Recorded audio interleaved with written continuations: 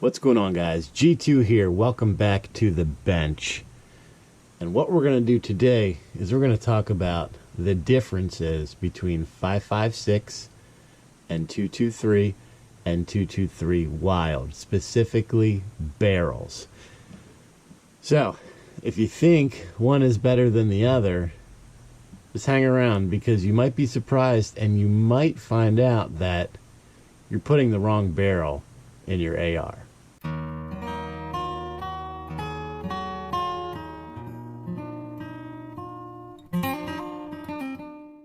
So if you're watching this video and you're not subscribed, take a minute, join the community, hit that subscribe button, and hit that notification bell so you're alerted every time I upload new content.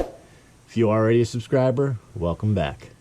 All right, so getting into the nitty gritty here. So when it comes to AR barrels, you're typically going to find the majority of your AR barrels are 5.56 NATO. And then you may also find that you have a 2.23 Remington barrel. And most recently, I guess within the last 10 years or so, we've had what's called a 2.23 Wylde. So what's the difference between all three? What are the, I guess, the downsides for each, the upsides for each, and is one particular barrel better than the other? That's what we're going to talk about today. So in order to get this whole thing started, we need to talk about rounds. So you have basically two options for rounds. You have a 5.56 and you have a 2.23. If you ever hear about a round or cartridge in 2.23 Wylde, that's incorrect. That's not how they come. They come in 5.56 or 2.23. 5.56 was created by the military. This is a kind of a universal round, hence the NATO specification for that. The 2.23 was more created for the civilian shooter, as well for precision shooting and things of that nature. But for all intents and purposes, 5.56 is a military round. The difference between the two, when it comes to the physical attributes of the cartridge, there's really no difference. The length, the width, all of that is the same between the 2.23 and the 5.56. When it comes to the physical dimensions of the cartridge, there's no difference between the two. They're exactly the same. The difference lies in the propellant.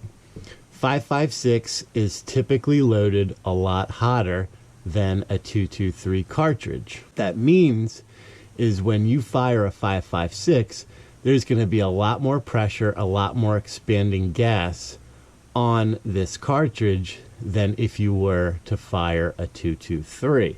When we're looking at barrels, you have a 5.56 barrel here. Now, 5.56 barrel, for those of you who don't know, will handle both 5.56 NATO and 2.23. The difference between the two is the 5.56 NATO barrel has a little bit more beef up here in the throat of the barrel right here. So we have our chamber and our throat, and then we go into our bore. So right here in the throat of the barrel, it's a little bit thicker to allow for that expansion of gas so you don't blow out your barrel. This is why it's totally okay for you to shoot 5.56 and 2.23 in a 5.56 barrel. It's created to handle the pressures that are created from that cartridge. The drawback here, 5.56 is optimized, a 5.56 barrel is optimized for a 5.56 round. It is, however, not optimized for a 2.23 round. This extra room in here to allow for that cartridge to expand creates a little bit of a gap in the 2.23. Now, a 2.23 barrel is optimized for a 2.23 round. It has a little slimmer profile here. The round sits properly in the chamber so that when it propellant ignites, that projectile is already going into the rifling, which creates the spin, which allows it to be more accurate for longer range shots. The difference here is if you try to put a 5.56 into a 223 barrel It will work, it will shoot, but the 223 barrel does not have this additional mass here to compensate for the pressure created by a 5.56 round. So there is a very, very strong possibility that you could overpressure the throat and chamber of your barrel and blow it out. A gentleman named Bill Wylde created what's known as the 223 Wylde barrel. What this does is it takes all of the positive properties of the 5.56 as well as the 223 and combines them in one barrel. So the 223 Wylde can withstand 5.56 and 223 and shoot them both arguably equally accurate. I've drawn up a little diagram here. I hope it makes sense. This is kind of an explanation as to what it looks like.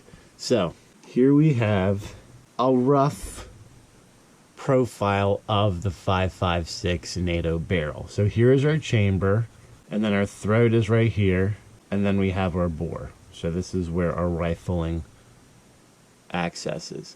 So you can see in the 5.56 there's a little bit of a dip down, and then it's kind of flat, and it slowly tapers to the bore. This additional space right here allows for that expansion of gases and allows the barrel to withstand that. When you look at a 223, you can see same characteristics, right? The drop, another drop, but here the transition from the throat to the bore is much smaller. So expansions of gases here can result in failure if it's an overcharged or a hot load. Now, on to the 223 Wylde. They have the right here in the chamber, same. When we get to the throat here, it's a little different. It's very similar to the 5.56 NATO, but what they've done is they've expanded this little transition area here to allow for the expansion of the 5.56, but also allow for the 223 round to sit closer to the bore, which is going to allow it to engage the rifling in the barrel quicker, which is going to keep the accuracy up. Here are basically the drawbacks and the positives of each round. So the 5.56 NATO allows you to shoot both 5.56 and 223. However, when you're shooting 223, you are sacrificing accuracy. The 223 Remington allows you to optimize the 223 round and get that increased accuracy back. However, 5.56 will create your gun to potentially have a catastrophic failure and blow up, which is not good. The 223 Wylde, however, allows you to shoot both 223 and 5.56, increased accuracy, or should we say standard accuracy for a 223 and standard accuracy for a 5.56. So you're sacrificing nothing here by using the 223 Wylde. This is why, in my opinion, the 223 Wylde is the best possible option for an AR platform rifle. It allows you to go back and forth with no sacrifice of accuracy.